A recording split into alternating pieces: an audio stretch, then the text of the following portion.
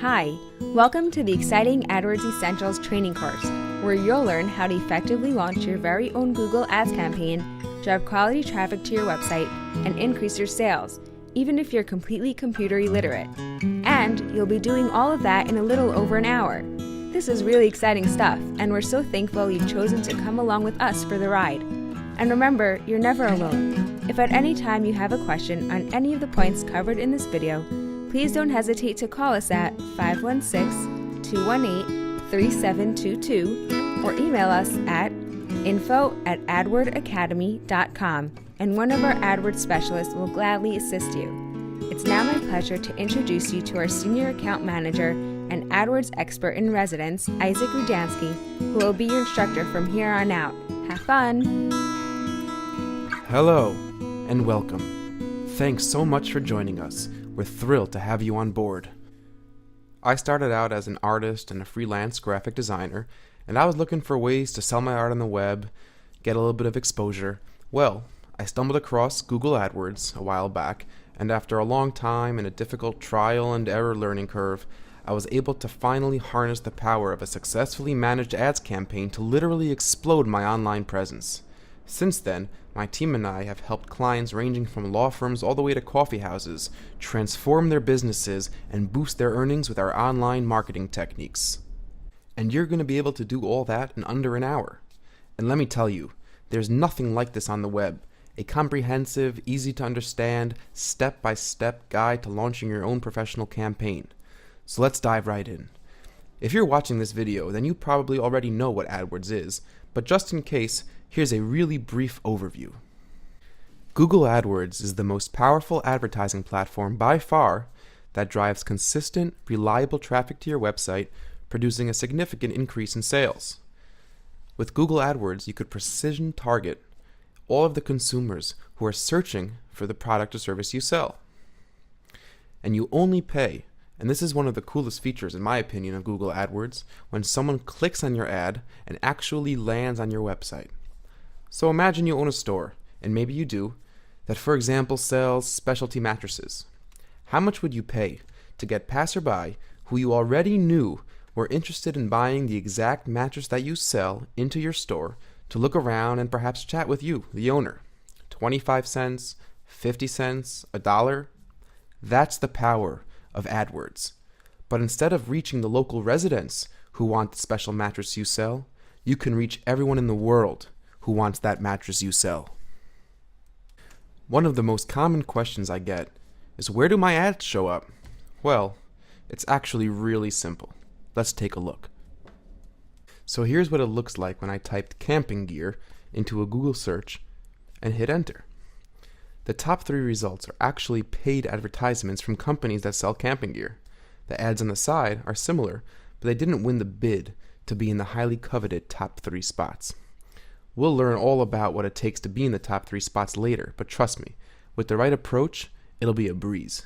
And remember, none of these camping gear retailers pay a penny until someone clicks on their ad and goes to their website, no matter how many times their ads have been shown, or in other words, how many impressions their ad has received.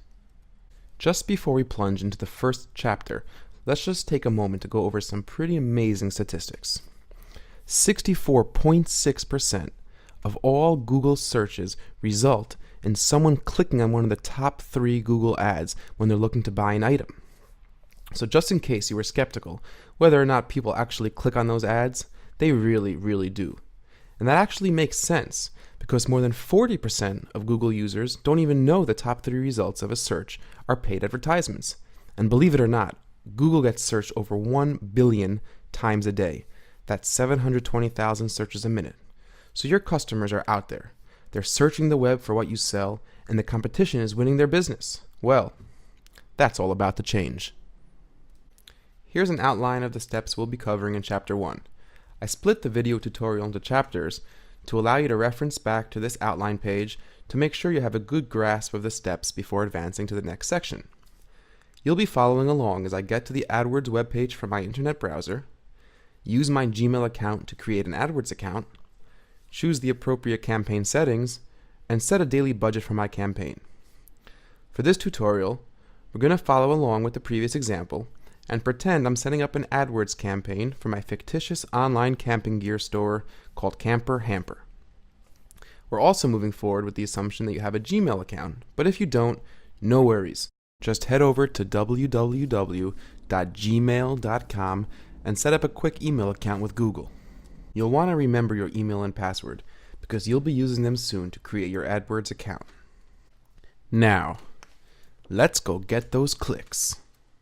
So here we are on the Google homepage. You can either search for AdWords in the search box or enter in the address manually in the address bar. I'm going to enter in the address manually with www.google.com/AdWords and hit enter. This brings us to the AdWords sign-in page, where you'd enter your email and password once you've created an account. For us new users, we're going to click on the Sign Up Now button towards the bottom of the page right over here. Now before we go any further, sometimes Google will redirect you to a welcome page that looks a little different. So if you happen to see a page that looks like this, just go ahead and click on the Try AdWords Now button, and that will lead you to this page we're on now. We're now at the Google AdWords gateways, if you will, where we use our email account to create our Google AdWords profile. Go ahead and click the top option, which states that we already have an email account. If you don't have your Gmail account set up yet, no problem. Just go right over to gmail.com, set up your email account, and come right back.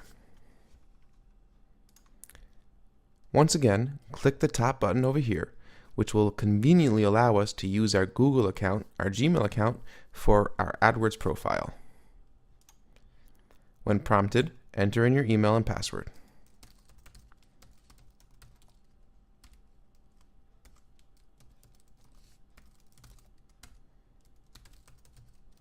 When you're ready, hit enter. Now we just need to set our country, time zone, and currency. Easy breezy. United States, it's already set for me. Time zone, Eastern time, I'm in New York. And currency is already set by default to US dollar. When we're ready, click continue. Voila! Success! Our AdWords account has been created. Now we can finally click on the blue link over here to sign into our new AdWords account. So far, not so bad, right? We are now in the belly of the beast.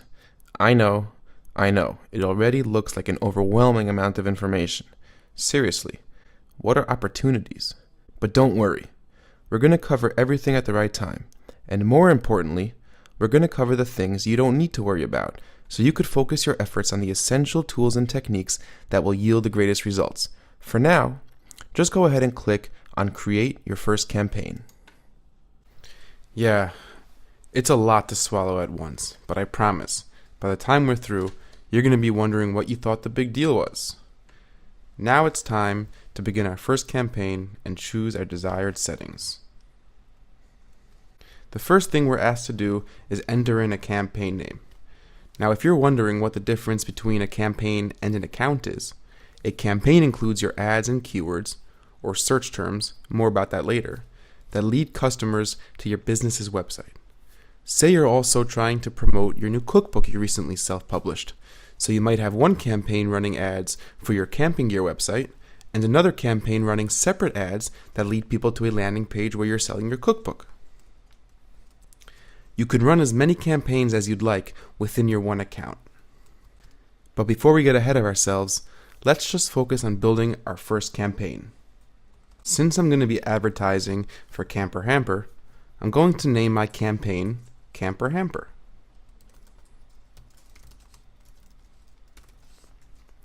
The next setting option is type. By default, it's set to search and display networks. That means Google will run your ads on other advertising platforms within the Google purview, such as sites like Gmail, Blogger, and YouTube, along with displaying your ads in the classic Google search results. We're going to go right in here and choose Search Network Only. And if you get prompted by Google, which I have here, it says changes you've already made to this page will be lost if you switch campaign types. Continue. We might have to retype our campaign name, which is not a big deal. So I'm going to go ahead and click OK. And sure enough, our campaign name gets reverted back to campaign number 1. So I'm just going to highlight that and retype camper hamper for the name of my campaign. And there's two main reasons why I wanted to go for search network only. Firstly, the performance of your ads will be much easier to track and analyze, an extremely important factor when you're just starting out. And secondly, the quality of the traffic you'll get from the display network will generally be inferior. People are just more likely to click on an ad and make a purchase when they've searched Google for it themselves than if an ad popped up while they were checking their emails or watching a YouTube video. Display network advertising could be very powerful for some businesses, so if you're unsure what the right approach is for yourself, don't hesitate to call us at 516-881-7662 for more help. Keep the standard feature selected over here and ignore these other features below. They're more advanced features and we'll cover them in a more advanced tutorial. Under Networks, go ahead and unclick Include Search Partners. The Google Search Network is a group of search-related sites like Google Shopping and Google Maps upon which your ads could potentially show. It also includes hundreds of other similar websites. But for now, we only want our ads showing on the classic Google search. Google is simply the biggest and baddest, with by far the most searches. So down the road, once my campaign is running smoothly, and I want to increase my budget and my reach, we can think about including search partners and possibly even the display network as well. This next setting over here informs us that our ads will be showing on all types of devices, including laptops, mobile devices, such as a phone, and tablets, like an iPad. Now that's a really good thing for us because people are not differentiating in the usage of their phone versus their tablet versus their laptop in the way they used to. So that's a really good thing. We're happy to have our ads showing up on people's phones, on people's iPads, and on people's laptops alike. The location setting over here first asks us which locations do you want to target or exclude in your campaign. Now the location setting is really great because it allows us to target and specify specific geographics where we want our ads to appear, which in turn allows us to target customers in very specific geographics. So let's say I have a bakery in Paris. I could target my ads to only be showing up in Paris. If my online company ships to the United States and Canada, I could target both of those countries as well. Under locations, we have United States and Canada set as defaults. This means that our ads will only show up on Google search pages in the US and Canada. If we were an international company, we might want to click Appear on all countries and territories. So now let's say Camper Hamper ships to everywhere in the US besides for Oklahoma. So what I'm going to want to do is go ahead over here and click on Let Me Choose, and I'm going to want to add the US and then go and exclude Canada. So in this text box over here, I'm going to type USA. Now here's a list of matches and related locations. So United States over here, if I click it, it'll automatically add, or I can go over here and click the add button. And now I've added the United States as a target for my ads. Now I'm going to go back to this text box and type in Oklahoma. Go up to the top and we have Oklahoma City. We have Oklahoma, United States, which is the state. And I'm going to go over here and instead of clicking add, like I did by the US, I'm going to click exclude, which will mean that none of my ads will show up in any Oklahoma Google searches. So I'm going to go ahead and click exclude. If you've noticed this reach column with these rather large numbers beneath it, it's an estimate of how many people in a specific location may see your ads. So by excluding Oklahoma, we're excluding 5.02 million from our overall reach of 443 million in the United States. Now that we've successfully targeted on the country level and excluded on the state level, let's try to go ahead and exclude a city. So I'm going to go back over here to my text box, click and type Los Angeles. So up to the top we have Los Angeles, California, United States. It tells me over here it's a city with a reach of 12.1 million people, and I'm going to go ahead and click exclude. This adds Los Angeles to our excluded locations list along with Oklahoma. Now if I decide that I did that in error and Camper Hamper really does ship to Los Angeles, that's not a problem because I can go over here and click remove. And if I go ahead and click remove, that takes away Los Angeles from our excluded list, and now we remain like we had originally with only Oklahoma being excluded from our targeted location of the United States. Since I'm assuming we all speak English and we all advertise to English-speaking people, under languages we're just going to leave the language default setting to English. So now we're up to bidding and budget. Forget about this advanced options tab over here and just leave the default setting, as AdWords will set my bids to help maximize clicks within my target budget. What are bids, you ask? Well, we'll talk more about that later, but for now here's the basic idea. Let's say I tell Google that I want Camper Hamper ads to show when someone types in the words collapsible walking stick into a Google search. Sounds pretty easy. Well, not so fast. Let's say Models and REI, my two major competitors, are also running an AdWords campaign, and they've also told Google to show their ads when someone types in collapsible walking stick into a Google search. This is where bids come in. One of the main factors that goes into Google's split-second decision of who gets the first, second, and third ad positions is how much each company bid on the keyword collapsible walking sticks. In other words, how much each company is willing to spend on the keyword collapsible walking sticks. So for now, we're just going to let Google choose the best bids based on our daily budget. And rest assured, they do a darn good job. When you're ready, you can always take over the reins and set your bids manually. Budget. This is really straightforward. How much do you want to spend a day on advertising? I'm going to start off with $50 a day. Once your daily budget has been reached, Google will stop showing your ads until the next day. I'll often have clients that want to start off with $400, $500, $600 a day for their daily budget, but I always recommend that for 2 to 4 weeks, they start with a much smaller number, somewhere in the $50 to $100 a day range. That way, they can have the appropriate amount of time to gather significant data. They have the time to see which ads are working, which keywords are the most effective, which variations of their ads are getting the most clicks. Once they tweak their campaign to perfection, then it will be appropriate to explode their daily budget and reap the tremendous benefits. Ad extensions. I consider ad extensions an advanced option, but if used tactfully, they could really do wonders. So let's say your business had a physical location or headquarters.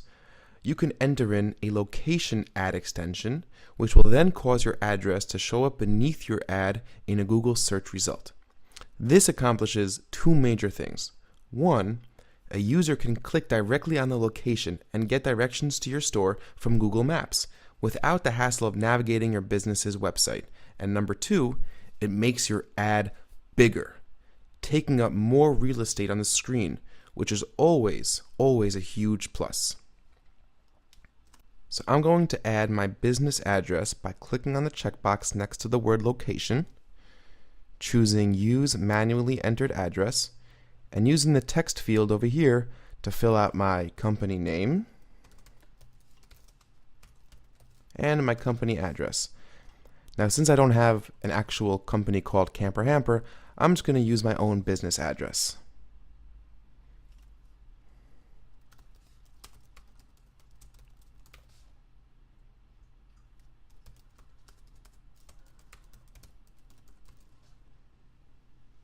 New York. When you're done, go ahead and click Save. Congratulations!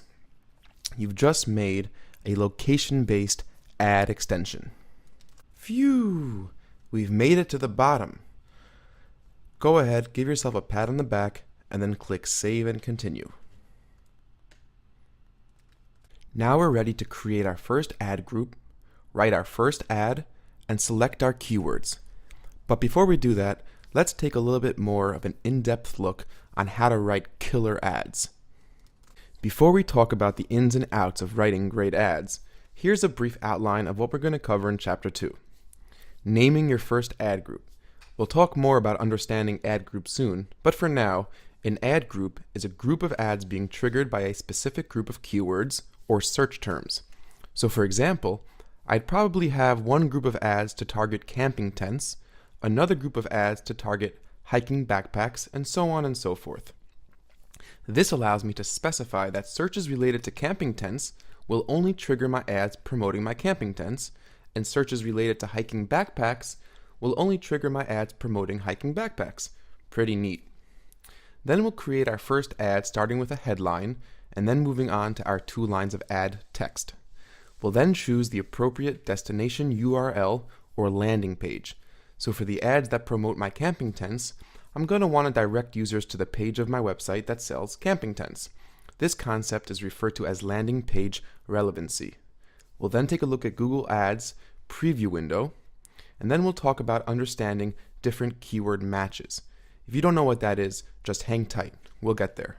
And finally, we'll choose the appropriate keywords or search terms that will trigger the ad we wrote. If you don't understand the basic principles of writing ads, then all the technological elements we're covering will be for naught. So it's crucial we spend some time learning the fundamentals of writing ads that will attract your customers' attention and entice them to click through to your website. Before you even begin writing your first ad, you need to have a crystal clear picture of your company's USP, unique selling proposition. Your unique selling proposition answers the following questions in a potential customer's head. 1. Why should I buy from you instead of buying from one of your many competitors? 2. Why should I listen to you and believe what you have to say? 3. Why now? Why should I buy from you today, this very minute? And 4. What do you offer that's truly unique? When your USP comes across in your ad in a clear and focused way, then people will immediately believe you're a consummate specialist in the area of your business, and they'll feel secure to rely on your expertise. You may have to spend some time flexing your creative muscles to fit your USP into a Google ad, but the good news is it can be done every single time. The clearer and more focused your USP is, the easier time you'll have fitting it into your Google ad. Keep in mind that many businesses have multiple unique selling propositions, and in truth, every product or service will have its own USP. For Camper Hamper, I have to define why consumers should buy our walking sticks, our camping tents, and our hiking packs, and incorporate that into the text of my ad. Another important ad writing fundamental is to be different. You want to stand out from the crowd. Make sure your ads have some personality. Maybe some humor, maybe a rhyme, as long as it's not over the top or too aggressive. If the writing of the ad is too intrusive or tacky, potential customers can easily get turned off. Not too flashy, not too dull. Keep it catchy, splashy, yet tactful, and you'll be well on your way to writing a really powerful ad. Out of all the different elements of your ad, your headline carries the heaviest weight in terms of importance. It's the first thing customers see, and it's the greatest influencing factor in a customer's immediate decision whether or not you're relevant to them. Google gives you 25 characters or less to fit into your headline and to make a clear, concise statement regarding the product or service you're advertising. The first thing you need to do is to take the keyword or search term the customer just typed into the Google search and fit it into your headline. So let's say I'm writing an ad for my camping tents. My keywords that we're going to choose in the next step will be focused around the 2 words camping tents. I'll probably wind up with a whole list of keywords including terms like camping tents sale, discount camping tents, family camping tents, 3-bedroom camping tents, and so on and so forth. But notice how all my keywords include the words camping tents. So camping tents becomes my central keyword for this ad.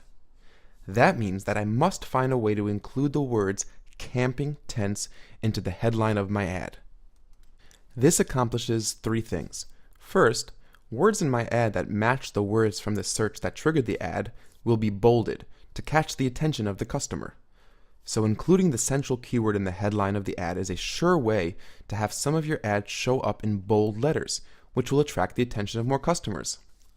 Secondly, if Google sees that the headline of the ad matches the search that triggered the ad, Google will deem the ad relevant. And ad relevance is the second primary factor, along with your bid, that determines the position of your ad. So the more relevant Google thinks your ad is, the greater your chances of having your ad appear in higher spots.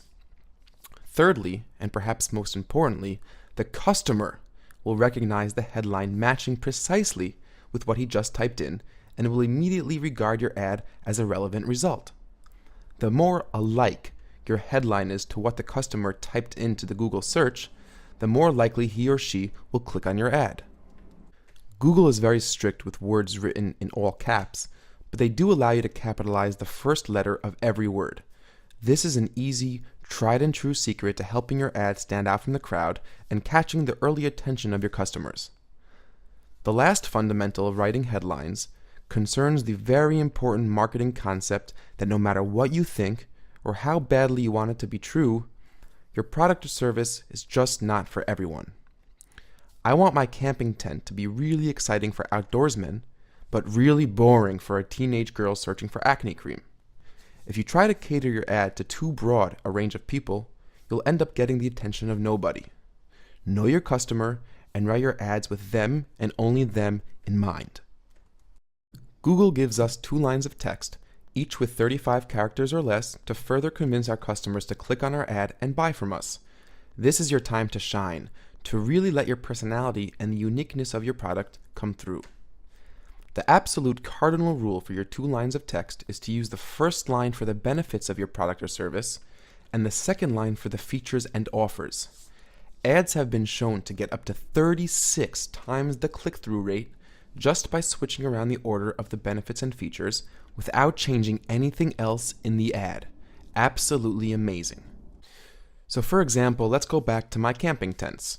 Some features of my camping tents may include easily collapsible, made from military-grade nylon, sets up in 10 minutes or less, 100% waterproof, and the list may go on and on. But those aren't benefits. Benefits are the emotional and physical dividends for the customer. They're why they want to buy the product in the first place. In other words, the benefits are the results of the product or service. Staying safe and warm in the wilderness, that's a benefit. Not getting eaten alive by mosquitoes, that's a benefit. Why the customer really wants the product. The portability and the materials are important and enticing, but they're secondary. Remember, nobody buys a vacuum because they want a vacuum. They buy a vacuum because they want a clean room. And keep in mind, all ads get reviewed by a Google editor, and ads with inflammatory or hateful language will quickly be disapproved. Multiple infractions can result in getting banned from AdWords altogether, so let's do our best to avoid that and just play by the rules. A couple more things to be cognizant of while writing your ads. Do you offer free shipping? An uncommonly large or diverse selection? Tell people. If there's something specific that really makes your business stand out from the competition, go right ahead and draw attention to it. People are always searching for coupons, discounts, or limited time offers. If you're running a special promotion or a seasonal sale, your Google ad is a perfect place to promote it.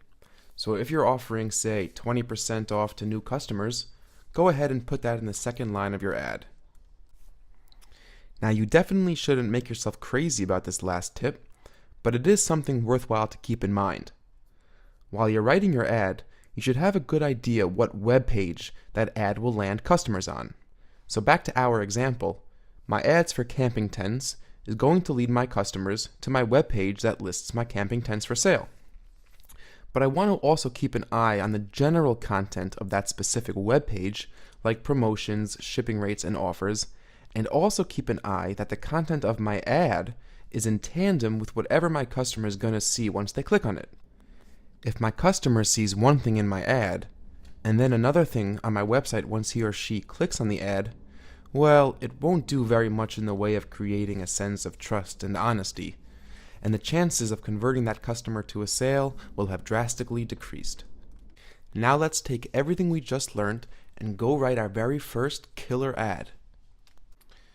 So here we are back to our main page where we're going to name our first ad group, create our first ad, and choose our keywords.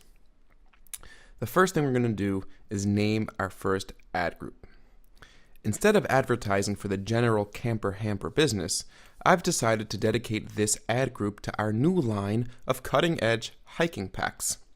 That means that this ad group will contain a number of similar ads highlighting the benefits and features of our hiking packs with a list of hiking pack related keywords that will tell Google to display our ads when a search term matching any of our keywords is typed into a Google search.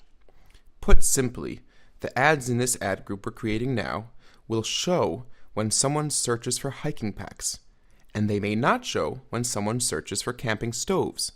And that's a really good thing, because the more relevant and precise our ads are to the initial search query, the more relevant our ads will be to Google and to the customer, and the more likely our ads will be clicked on. How are we going to sell our camping stoves, you ask? Easy. We're going to create a separate ad group for our camping stoves later. So I'm going to go ahead and name this ad group Hiking Packs. The ad group name doesn't affect the way the ads run in any way. It's purely there to help you organize and keep track of which ad group advertises which branch or product of your business within a specific campaign. So feel absolutely free to name it whatever you'd like. Okay, the headline. Keep in mind what we learned previously. You've got 25 characters or less to attract the attention of your customers, and only your customers.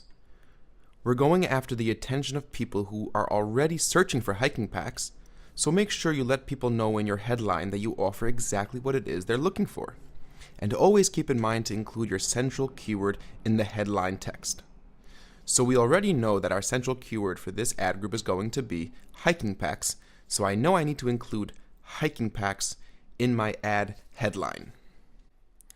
The first thing that comes to my mind for a clear, concise, yet catchy headline is rock solid hiking packs. Let's see if it fits.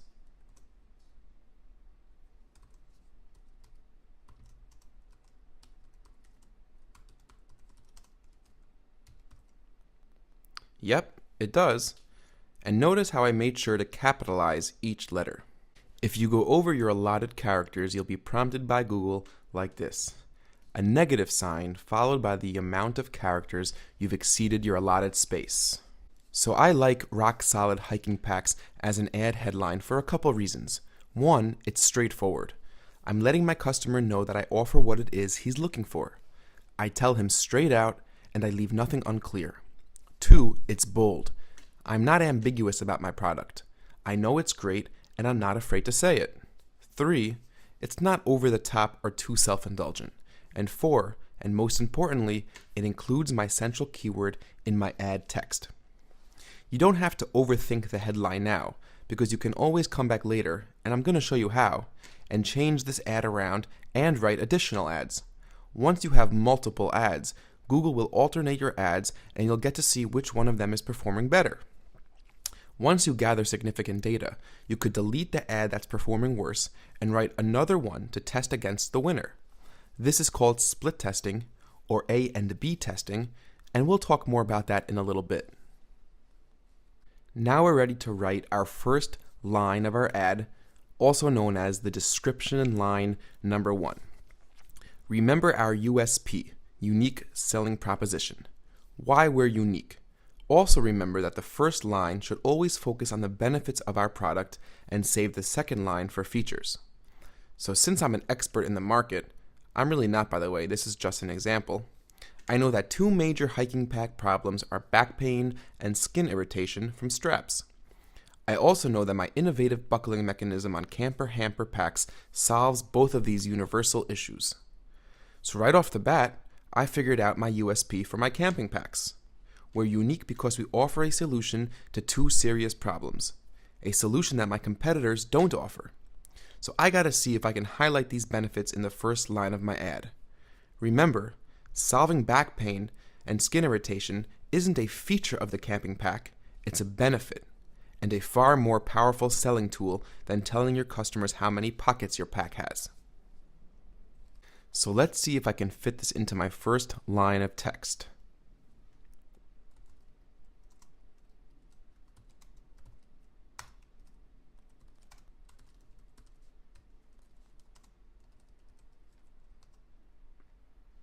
No. You see, it's 2 characters too long. What could I do? I don't want to knock out either of my benefits. Anyone have the solution yet? How about this? Changing the word "and" to the "and" sign, also known as the ampersand. Not bad, eh? Now I'm able to call attention to both of my major benefits and fit it all into the first line of ad text. Pretty awesome. Now we're ready to write the second line of our ad, also known as the description line number 2. Let's try to highlight some features in the second line of ad text. But wait, I know that Camper Hamper is currently offering a free monogrammed poncho with the purchase of any pack, and I also want to let my customers know that we offer free shipping. You may be wondering why I'm not concerned about listing specific features about my camping pack, and there are 3 answers to that. 1, my headline is enough to let my customers know that I'm offering camping packs. 2, the unique benefits I advertise in my first line of text are likely powerful enough to get a customer to my webpage and check out the specific features themselves. And 3, it's always a great idea to advertise anything you're offering for free. The word free has an uncanny ability to attract someone's attention, and as we all know, a good customer is always looking for a bargain or a free giveaway. So I'm going to go ahead and write my second line of ad text.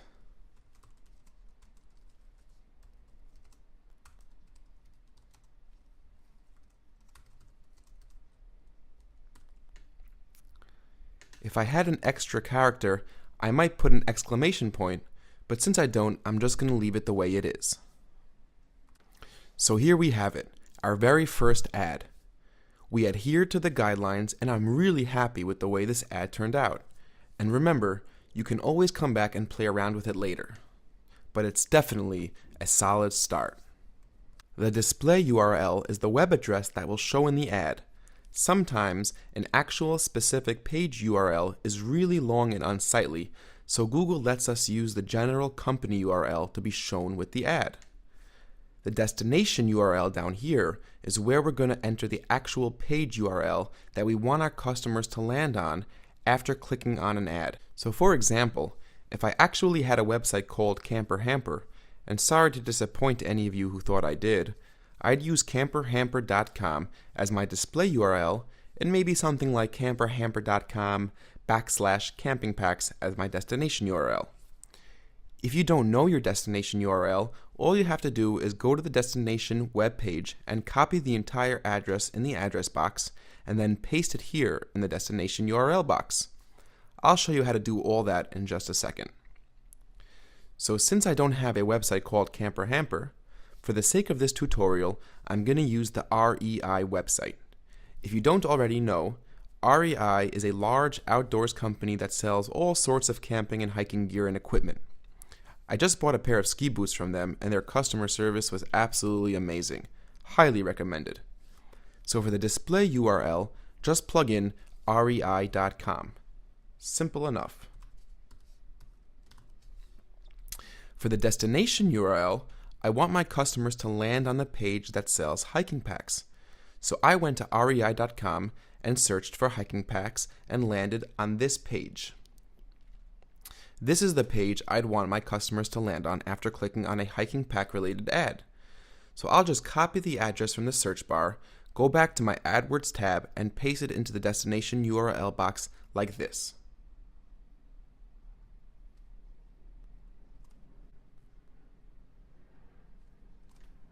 You see? Super easy. This ad preview section over here is fairly self-explanatory. It shows you how your ad will look if it shows up on the side of a Google search result page, and how your ad will look if it shows up in one of the top 3 spots. If you write an ad and something looks awkward, go right back over here to the side and play around with it until it looks satisfactory. The ad we wrote looks pretty good, so I'm going to keep it how it is and move on. Now it's time to choose our keywords. If there is still any uncertainty as to what a keyword is any number of words that key or cue Google to display your ad. So for the record, a keyword is not necessarily one word. In fact, You should try to avoid one-word keywords as much as possible for the sake of being as specific as possible. Setting up a comprehensive and efficient keyword list is not only an involved process, it's also a constantly evolving component of your AdWords campaign. So I'm going to go ahead and just for now, add in some basic keywords that I want Google to use as guidelines in determining when to show my ad. So I'll start off with the following list of keywords. Discount camping packs. New line for each keyword. Camping packs sale. Hit enter to get to a new line. Hiking and camping packs. Overnight camping packs.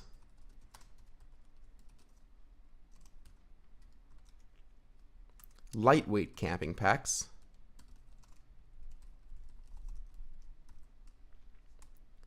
And online camping packs. This means that when someone types into a Google search anything that Google determines is relevant or related to one of my above keywords, my ad will show up. Now that I have a pretty good starting point for my keyword list, I want to add in a few negative keywords. Negative keywords tell Google not to show my ad when those negative keywords are contained within a Google search. Negative keywords are extremely powerful since they are an effective way to make sure people who you can't sell to don't click on your ad and cost you money. So I know Camper Hamper doesn't sell camping packs for kids, so I'm going to go and add kids and children to my negative keyword list. I do this by putting a minus sign in front of each word that I want to be a negative keyword.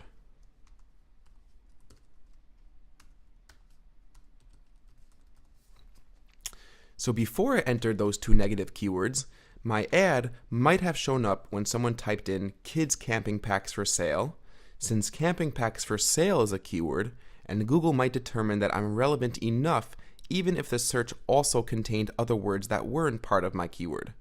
But now that I added kids as a negative keyword, my ad will never show up for a search containing the words kids or children.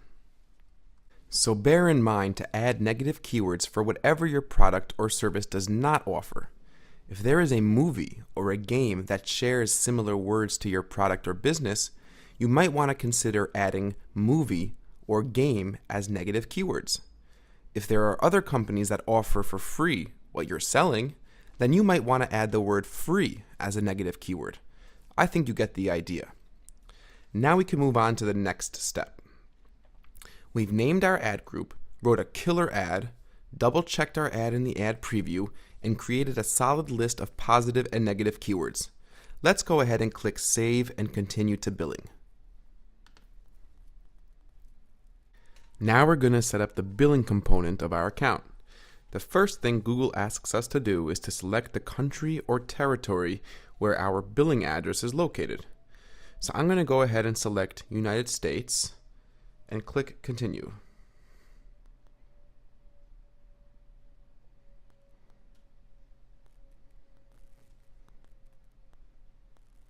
So this is our billing summary page. We can see the last payment we've made, our primary payment method, and our current account balance. We can customize the date range over here if we want to see our billing overview for a specific time period or date range. Now let's go ahead and set up our primary payment method. We're going to use this green menu bar on the top of the page to navigate to our billing preferences. Click on the billing link and select Billing Preferences from the drop-down menu. Once again, we're asked to enter in our country or territory, so I'm going to find United States again and click Continue.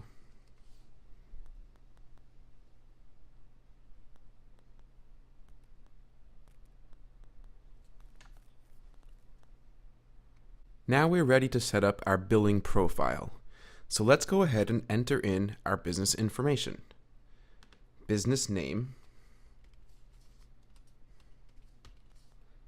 contact name, the person in your business responsible for the AdWords payments, address,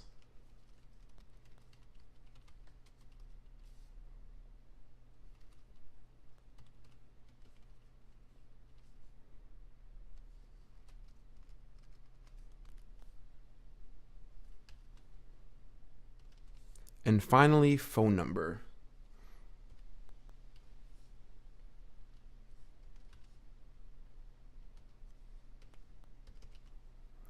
When you're all done, go ahead and click Continue. Now we can choose our payment settings. Google sets automatic payments by default, which means Google will automatically charge your credit card or your bank account when you reach your billing threshold or 30 days after your last automatic payment, whichever comes first. I'm going to choose to set up my account with a credit card, so I'm going to select the credit card radio button. I'm going to enter in my credit card information and then click Continue.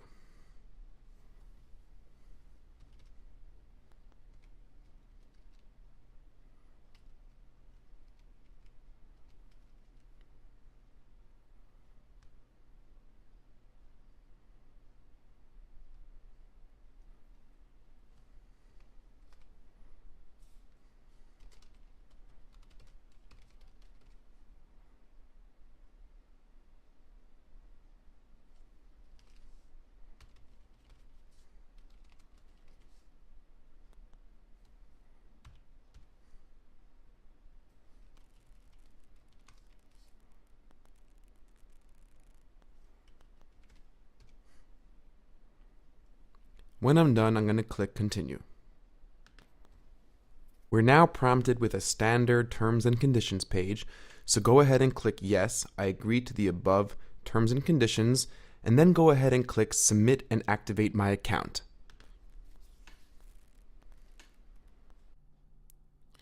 So here we are in the primary AdWords dashboard. The first thing you'll probably notice is a cleaner look to the design than what we've seen before. For one, the green navigation bar is gone, and that's because within the last couple of days, AdWords updated the appearance of the dashboard, but all the essential features remain the same. The red bar over here, running across the top of the screen, is a common notification you'll get when your campaigns are paused. It's letting me know that none of my ads are running. Right now, I've enabled a campaign, but over the last couple of days, this campaign was paused, so I didn't rack up a nice bill sending traffic to REI. There are a lot of buttons and menus on this screen, and the places you can go from here are many, but I'm going to show you just the buttons and tabs you'll need to run and manage your new campaign. Let's take a quick look at this top navigation first. The Home tab brings you to an overview of your account performance. Here you can get an assortment of performance metrics related to your campaigns, ads, and keywords at a glance. It looks like a lot, but don't worry about it. You're going to spend most, if not all of your time back over here in the Campaigns tab. The Opportunities tab is where you'll be able to see automated suggestions from Google with different ways you can improve your campaign. Often, they'll give you a list of keywords related to the keywords already in your account, and you can decide whether or not you'd like to add them. Since this is a new account, there aren't any opportunities yet. You'll get a notification when Google has an opportunity for you. I find that the opportunity suggestions are only occasionally helpful, so don't worry about this tab when you're just starting out. The Tools tab over here gives you a drop-down menu with a number of secondary navigation tabs. The one tool that we're going to focus on later is this tool over here called the Ad Preview and Diagnosis at the bottom. It's a really helpful tool that will allow you to easily determine if your ads are currently running and how they look and where they place in actual search results. Okay, back to our primary dashboard under Campaigns. This column on the left gives us a list of all of our online campaigns. Right now there's only one, since we've only created one campaign within the account, but if we were to create more campaigns in this account, they would show up here and you'd be able to navigate to different campaigns by clicking on their name in this column. In our main dashboard over here, we have our account structure arranged in hierarchical order. The first tab will show us our campaigns, which are all comprised of at least one ad group, one ad, and one keyword. The Ad Groups tab will show us our ad groups, which are all comprised of at least one keyword. The Ads tab will show us an overview of all the ads running within our account, and the Keyword tab will show us all the individual keywords within our ad groups. For now, don't worry about the Settings, Ad Extensions, and Dimensions tabs. They aren't essential to viewing and managing the most fundamental aspects of your account. It's important to know that each of these tabs will bring up a unique set of columns that are specifically relevant to the level of data we're looking at. Let's take a look at what I mean by that. Under the Campaigns tab, I'm able to see the campaign name, which I can change by simply clicking on it over here. I can see my campaign daily budget, which I can also change anytime by clicking on it and entering a new dollar amount. Let's say I want to spend a little less today. I can easily knock $20 off my budget and click Save. Remember, since we're at the uppermost level of our account hierarchy, everything below this level, like ad groups and keywords, will draw from this overall budget. In other words, no matter how many keywords or ad groups I have in my account, and no matter what my individual keyword bid is, I won't spend more during the day than what I set here as my campaign budget. Moving on. Campaign type tells me where my ads are showing, and since we set up our campaign to only run on the search network, we see that setting reflected in this column here. Clicks will tell me, yes, you guessed it, how many clicks all the ads in my campaign have received within the date range specified by this box in the upper right-hand corner of my dashboard. I can always change the date range to see data for the precise dates that I want, but since we haven't collected any data yet, it doesn't really matter, so I'll just stick with the standard previous 7 days. The Impressions tab shows the number of times my ad appeared on a search results page. The CTR, or click-through rate, is simply impressions divided by clicks, giving me the percentage of times my ads received a click based on how many times they were shown. Average CPC, or known as cost per click, tells me the average price a click has been costing me. And the cost shows me the total cost for all clicks within this campaign over the specific date range. In this case, it would be the last 7 days. An easy way to see total cost since the start of your campaign would be to select all time from the drop-down date range menu up here. The last column, average position, tells you the average placement on the search results pages or ad slot your ads have been receiving. You generally want this number to be between 1 and 4. An important thing to note when viewing data at the campaign level is that you can have one really highly performing ad group and one ad group performing poorly, and you'll see the average of those two ad groups' performance here. So remember, averages do tend to lie, and always make sure to check your performance at the ad group and keyword level as well. Let's take a look at that now. Clicking on the Ad Groups tab allows me to see data at a more narrow level. Since we only have one ad group, we're only seeing data for that one ad group. Most campaigns will have more than one ad group, so let's go ahead and add another ad group to see what that looks like. To add an ad group, click on the red Add Ad Group button. We'll be asked to select a campaign we want this ad group to be included in. Clicking on the menu will show us a list of all our campaigns we can choose from. Since we've only created one campaign, this is a pretty easy choice for us. Now that we've selected the right campaign for our ad group, go ahead and click Continue. Hopefully this page looks a little familiar to you. We're going to repeat the same steps we took to create our first ad group. Let's say we want to advertise for Camper Hamper's new line of lightweight packable down sweaters. I'll name the ad group Lightweight Down Sweaters, so I know this ad group contains ads and keywords related to this product line.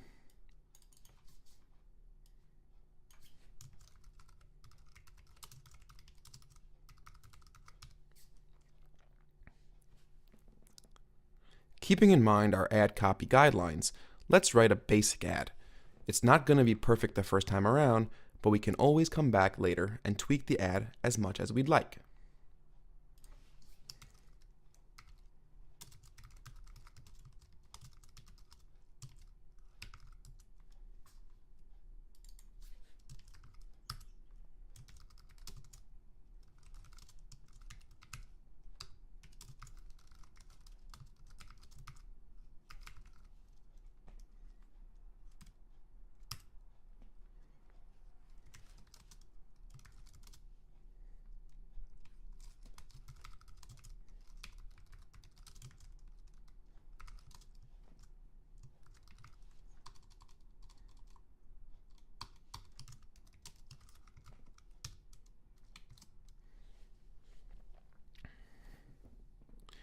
Once we're basically happy with our ad, let's go ahead and create a keyword list. Keep in mind we can always add to this keyword list later on.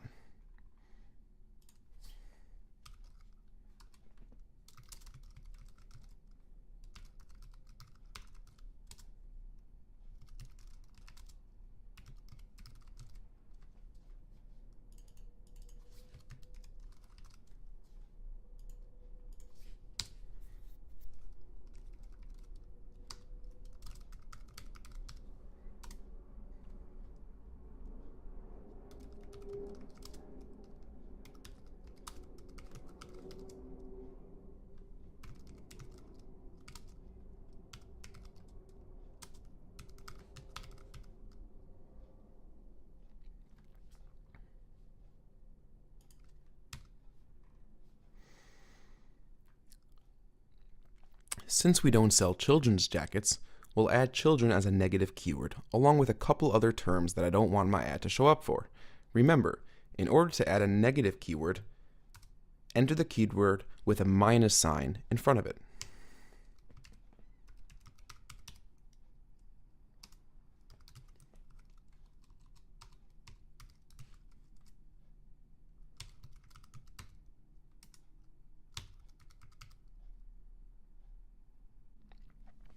Once you finish creating your keyword list, don't forget to add a maximum cost per click or default bid. Essentially, you're telling Google here, don't ever charge me more than this amount for any keyword within my campaign. So for now, let's say our maximum cost per click will be $1. Once you've entered in your default bid, go ahead and click Save Ad Group. Now under our Ad Groups tab, we have a row for each of our ad groups. At the ad group level, we can see data like campaign name, which tells me the campaign that the particular ad group is a part of, status, which will tell me if the ad group is active or paused, and default max cost per click, which is the most I'm willing to pay for a click for any of the keywords in my campaign. Like the campaigns columns, I have metrics like clicks, impressions, click-through rate, average cost per click, cost, and average position. But now I'm seeing this data on a more specific level. Under the Campaigns tab, I'm seeing all the combined data for all the ad groups within my campaign. At the ad group level, I get to see the same data for the keywords and ads within specific ad groups. So I can see how results are varying between my advertising for hiking packs and my advertising for the down sweaters. Viewing the data under the Campaigns column, I can't see this level of segmentation. You may have noticed that my campaign is collecting some impressions and clicks. That's because my campaign is actually live for the sake of the tutorial. I've set my keyword bids pretty low, so I won't rack up too many clicks. Clicking on the Ads tab up here will allow me to see data for all the ads within all my ad groups, and clicking on the Keywords tab over here will allow me to see data for all the keywords within my ad groups. But let's say I want to see ad and keyword data for a specific ad group. Let's take a look at how to do that.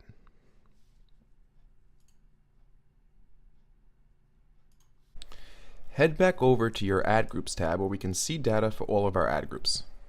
Now, instead of clicking on the Ads or Keywords tab up here, which like we just saw will show us the data for all of the ads and keywords within all of the ad groups, I'm going to click on the title of a specific ad group.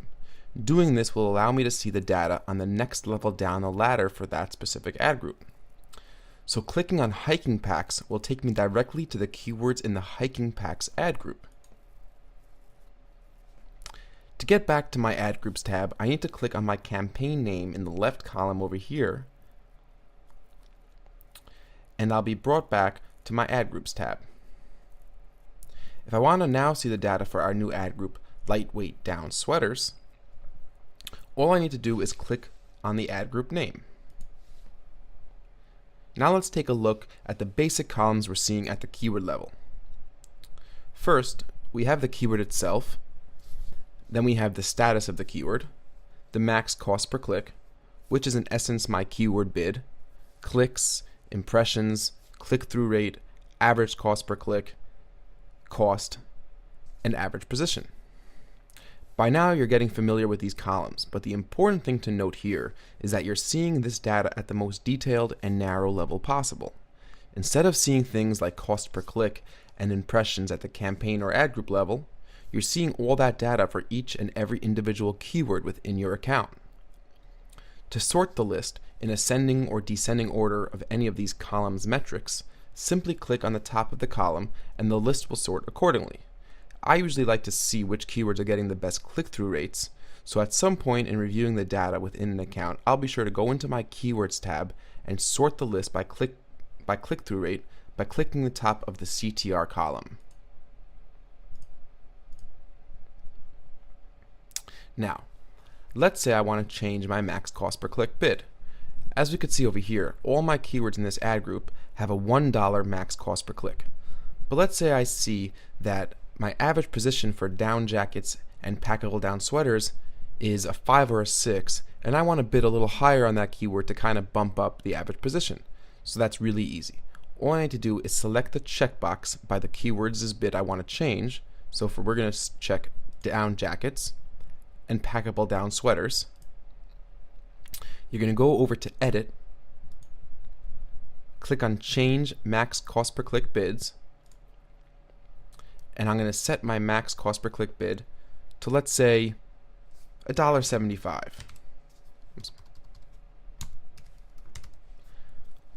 And then click Make Changes.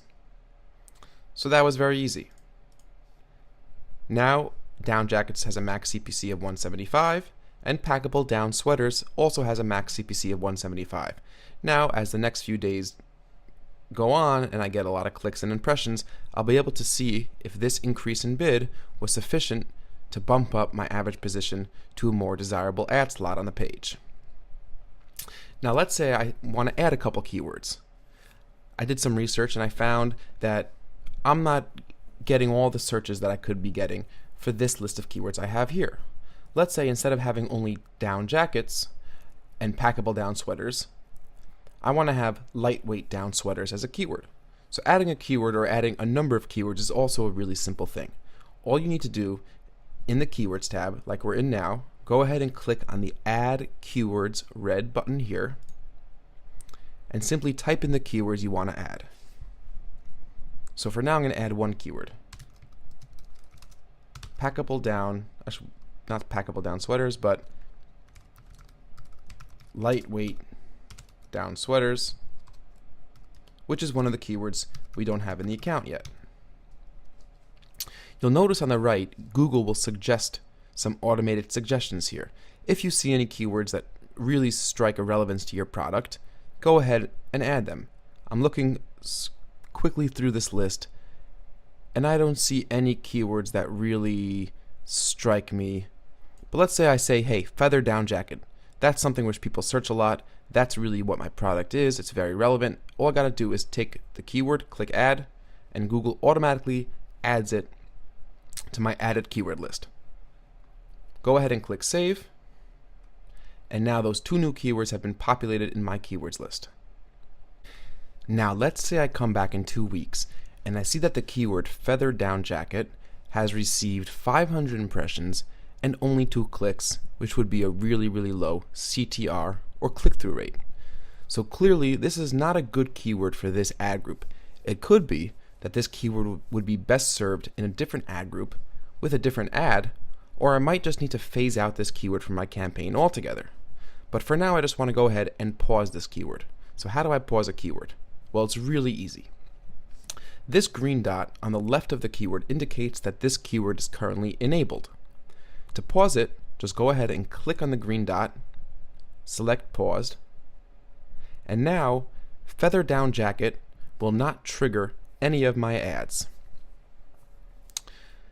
In order to re-enable the keyword, all you gotta do is click on the paused icon and go ahead and click enabled. Now the search query feather down jacket or search queries closely related to feather down jacket will trigger your ads in this ad group to show. Let's say we wanted to add some negative keywords into the account. To do this, go ahead and click on negative keywords below your normal keyword list. It presents us with 2 options. We could either add a negative keyword at the ad group level, or we can add a negative keyword at the campaign level. Well, what does that mean exactly? Right now, we're in the data section of lightweight down sweaters ad group. So if we add a negative keyword at the ad group level, it will only apply to ads keywords in the lightweight down sweaters ad group. If we add a negative keyword at the campaign level, that negative keyword will apply to all the ad groups within my camper hamper campaign. So it will apply to lightweight down sweaters and it will apply to hiking packs. Now, what does it matter? Well, I'll give you an example. Let's say, for example, camper hampers lightweight down sweaters don't have any pockets. But the hiking packs that we sell have lots of pockets. And pockets are a pretty common feature that is searched for when people are looking for hiking packs. Now, there are other companies that sell lightweight down sweaters that also have pockets, and sometimes people include the word pockets when searching for a lightweight down sweater. Now, since camper hampers lightweight down sweaters don't have pockets, we don't want our ads showing up for people who are specifically looking for a lightweight down sweater with pockets. So in this case, we would want to add the word pockets as a negative keyword at the ad group level. That way, we won't be phasing out people searching for hiking packs with a lot of pockets. So let's go ahead and add pockets as a negative keyword at the ad group level for only lightweight down sweaters. Now, what kind of keyword would we add at the campaign level? Now, the truth is, these keywords like cheap, children, eBay, and free, these are negative keywords that would be best served at the campaign level because we don't sell children's hiking packs or down sweaters, and we definitely don't sell free hiking packs or down sweaters, and we don't want people looking for hiking packs or down sweaters on eBay. So just as an example, we'll go ahead and add keywords at the campaign level and throw in cheap, free, eBay, and kids. So this is a kind of a good overview of when you would want to use a negative keyword at the ad group level and when you would want to add negative keywords at the campaign level. To close up this dialog box, just go ahead and click negative keywords. Now I know there are still a lot of buttons and menus on the page that we haven't covered yet.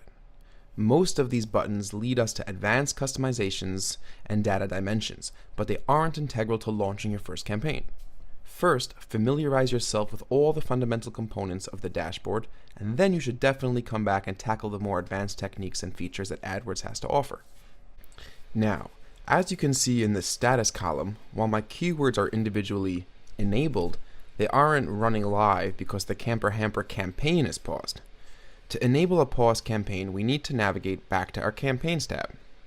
To do this, click on all online campaigns in the upper left-hand corner of the dashboard. Google automatically directs us to our ad groups tab first, but now we can get back to our campaigns dashboard by clicking on the campaigns tab to the left of the ad groups tab.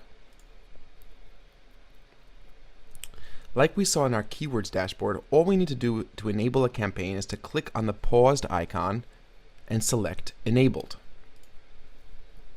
Congratulations! Now our campaign is live and Google is showing my ads on actual search results pages. This is really exciting. Now, let's say I want to see if my keyword is currently triggering my ads and in what position on the page I'm showing up. One way we can do this is to head over to google.com and do an actual search for our keyword. But let's say you're not targeting your ads to be shown in your current location. Secondly, you don't want to rack up false impressions without clicks, because that will cause you to have a low CTR, which could ultimately increase your cost per click. Now, the relationship between cost per click and click-through rate has a lot to do with a portion of AdWords called quality score, but it's a very complicated, in-depth topic beyond the scope of this video. But either way, Google provides you with a great tool that allows you to run a test search in order to see exactly how your ads look and where they're showing up for any of your given keywords. You can access this tool by clicking on Tools and then selecting Ad Preview and Diagnosis over here, but I'm going to show you a really neat shortcut. Head over to your Keywords tab so you can see a list of all the keywords in the Camper Hamper campaign. In the status column, hover over the little speech tooltip of the keyword you want to test. So let's say I want to test lightweight down sweaters. So I get over to my status column, and here's the little tooltip. I'm going to hover over. Now in this little pop-up, you'll see right away if your ad is showing right now, and our ad appears to be showing. You'll see a simplified breakdown of our quality score. We're now showing a 9 out of 10, which is very good. But at the bottom here, what you want to do is click on Ad Preview and Diagnosis.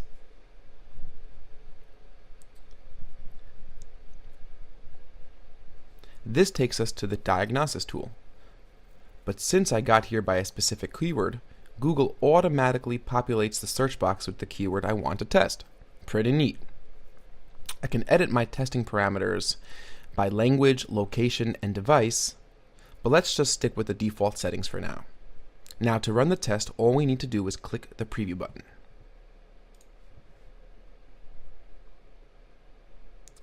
Pretty cool. We see our ad is showing up in the second place, right alongside LL Bean and Eddie Bauer. Watch out guys, Camper Hamper is here to stay.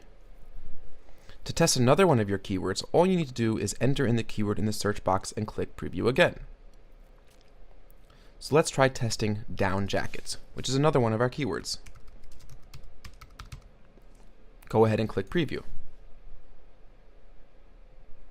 Once again, our ad is showing in the second spot, right below Land's End. This is a great way to see how your ads are stacking up against the competition and exactly where on the page your ad is showing up.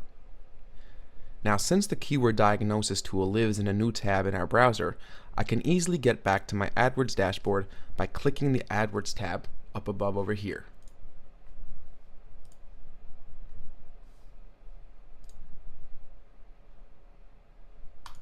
Well, we've made it to the end. I really hope this tutorial helped you to get started with your very own successful AdWords campaign, and I want to sincerely thank you for taking the time to follow along with me. Although we've only scratched the surface of the features available within AdWords, you now have all the tools to get going with a profitable AdWords marketing campaign. We've covered things like understanding the power of Google AdWords, creating an account, configuring your campaign, setting up geographical targeting, setting your budget, understanding bids, creating ad extensions, learning how to write great, compelling ads, choosing appropriate keywords, navigating the AdWords dashboard, creating new ad groups, adding positive and negative keywords, pausing keywords, ad groups, and campaigns, using the ad preview and diagnostics tool, and a lot more. Remember, if at any time you have any questions or comments, please don't hesitate to call us at 516-218-3722 or email us at info@adwordacademy.com. Also, please feel free to visit us on the web for a live chat at www.adwordacademy.com. Thanks so much again, and I really hope to hear from you soon. Good luck!